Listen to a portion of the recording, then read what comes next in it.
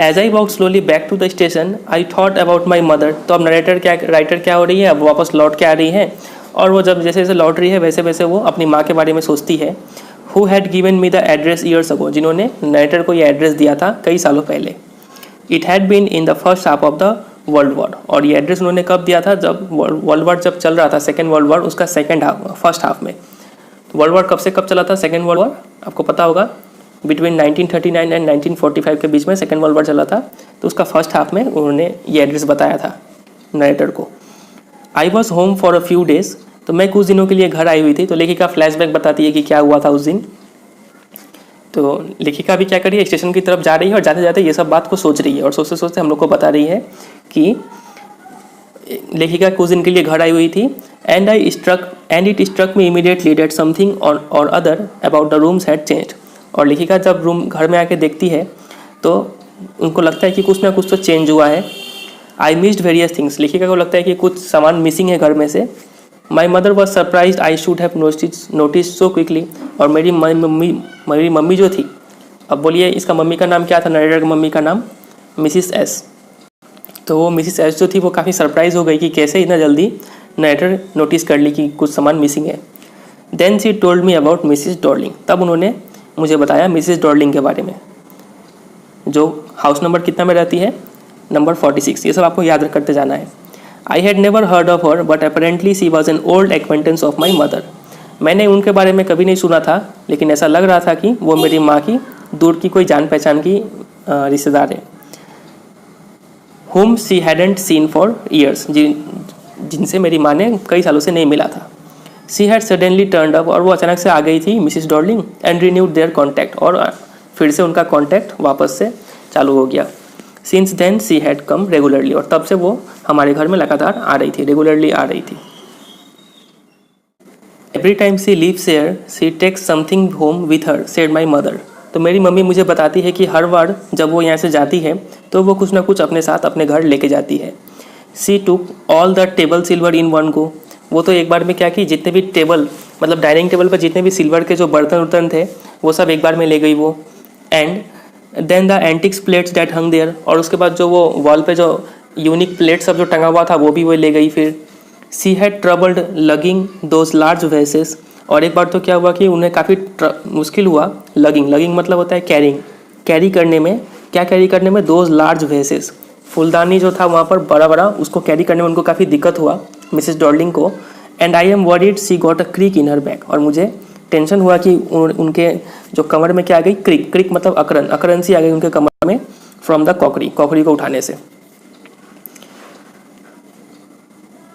My mother Shuk her head पिटिंगली, तो मेरी mummy जो थी वो काफ़ी दुख में अपना सिर हिलाती है कि सिंपैथेटिकली, मतलब पिटिंग मतलब काफ़ी दया के भाव से वो अपना सिर हिलाती है। I would never have dared ask her, तो मेरे में तो हिम्मत ही नहीं था उनसे ये बोलने का कि वो मेरे सब सामान को ले जाए। क्यों ले जाए, क्योंकि अभी युद्ध चल रहा है, अगर ये लोग ऐसे ही छोड़ के चलेंगे तो सामान तो बर्बाद हो जाएगा।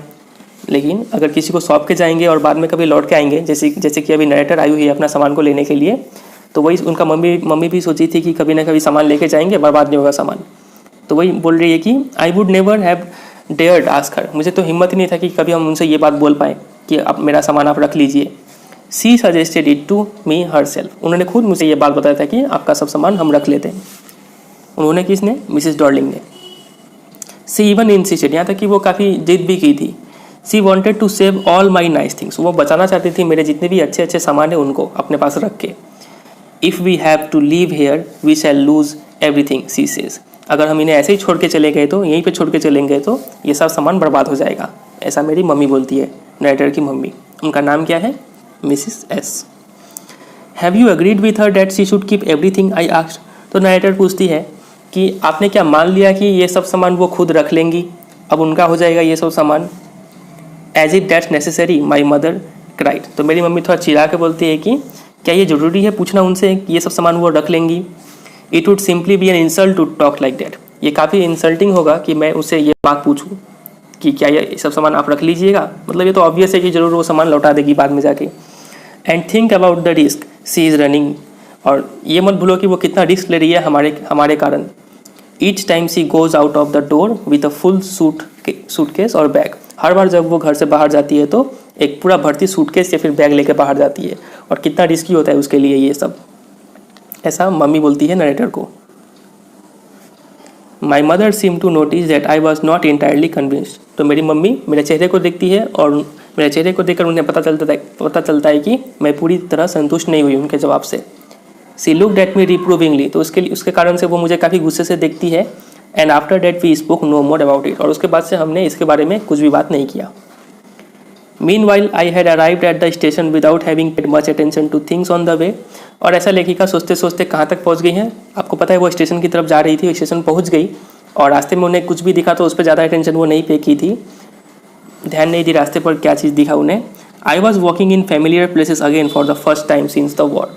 तो युद्ध के बाद पहली बार वो अपने जाने पहचाने जगहों से होकर गुजर रही थी। But I did not want to go further than was necessary, लेकिन मुझे जितना काम था, मतलब जहाँ तक स्टेशन तक ही काम था वहीं तक वो गई, उसके आगे और कहीं नहीं गई। I did not want to upset myself with the sight of streets and houses full of memories from a precious time. मैं अपने आप को अपसेट, दुखी नहीं करना चाहती थी उन सब रास्तों और उन सब घरों को देखकर जिनसे मेरी काफ़ी ज़्यादा यादें जुड़ी हुई है और काफ़ी प्रीशियस टाइम मैंने वहाँ पे बिताया है। इन द ट्रेन, और लेखिका जाकर अब ट्रेन में बैठ जाती है। In the train back I saw Mrs Darling in front of me again. तो लेखिका के सामने फिर से मिसिज डॉर्लिंग दिखाई पड़ती है, मतलब फिर से वो उनके बारे में सोचती है, उनके दिमाग में मिसिज डॉर्लिंग फिर से उनका चेहरा आता है। ट्रेन में बैठ के अब सोच रही है कि as I had first time I met her, तो जैसा मैंने पहली बार मिला था वैसा ही चेहरा फिर से उनके दिमाग में आता है। इट वॉज द मॉर्निंग, एक बार वो सुबह का दिन होता है, लेखिका सोच रही है ये कि सुबह का टाइम होता है। After the day my mother had told me about her, जिस दिन लेखिका की मम्मी ने उन्हें बताया था मिसिज डॉर्लिंग के बारे में, उसके बाद वाला दिन में का सुबह का टाइम है ये। I had got up late, मैं काफ़ी लेट उठी थी। एंड कमिंग डाउन स्टेयर्स, और जब मैं सीढ़ी से उतर रही थी, I saw my mother about to see someone out, मैंने देखा कि मेरी मम्मी किसी को बाहर छोड़ने जा रही है। A woman with a broad back, एक औरत थी जिनका कमर जो था, पीठ जो था वो काफ़ी चौड़ा था। मतलब वो कौन थी? मिसिज डॉर्लिंग ही थी जिसका ब्रॉड बैक था। There is my daughter said my mother, she beckoned to me. तो मेरी मम्मी मिसिस एस वो क्या करती है, मेरी तरफ इशारा करके बताती है कि वो देखो वो रही मेरी बेटी। The women nodded and picked up the suitcase, तो वुमेन बोलती है हाँ ठीक है, सिर हिलाती है वो। And picked up the suitcase under the coat rack, और कोट रैक से वो अपना सूटकेस उठा लेती है। कोट रैक क्या होता है? एक स्टैंड होता है जिसमें हुक्स लगा होता है और उस हुक्स में सूटकेस को टांग के रखते हैं। तो वहाँ से वो अपना सूटकेस उठाती है। और सी वोर अ ब्राउन कोट, वो ब्राउन कोट पहनी हुई थी, एंड अ शेपलेस हैट, और एक हैट पहनी हुई थी जिसका कोई शेप नहीं था, शेपलेस था। Does she live far away I asked, तो नरेटर पूछते हैं कि क्या ये काफ़ी दूर रहती है क्या? Seeing the difficulty she had going out of the house with the heavy case, लेखिका देखती है कि वो काफ़ी भारी भारी केस सूटकेस उठा के जा रही है, तो पूछती है कि क्या वो बहुत दूर रहती है क्या? In Marconi Street said my mother, number 46, remember that. तो ये रहा आपका कंप्लीट एड्रेस, इसको आपको काफ़ी याद रखना है, काफ़ी इंपॉर्टेंट है ये। तो एड्रेस क्या है? नंबर 46 नंबर हाउस है वो, और मार्कोनी स्ट्रीट में उनका घर है। तो लेखिका की माँ उनको बताती है, बोलती है कि वो याद रखना। आई हैड रिमेंबर्ड इट, तो नरेटर ने इसको याद भी रखा हुआ है। But I had waited a long time to go there, लेकिन नरेटर को बहुत दिन तक इंतजार करना पड़ा वापस यहाँ पे लौट के आने के लिए। यहाँ पे कहाँ पे ये लोग अभी कहाँ पर है? हॉलैंड में वापस लौट के आई हुई है।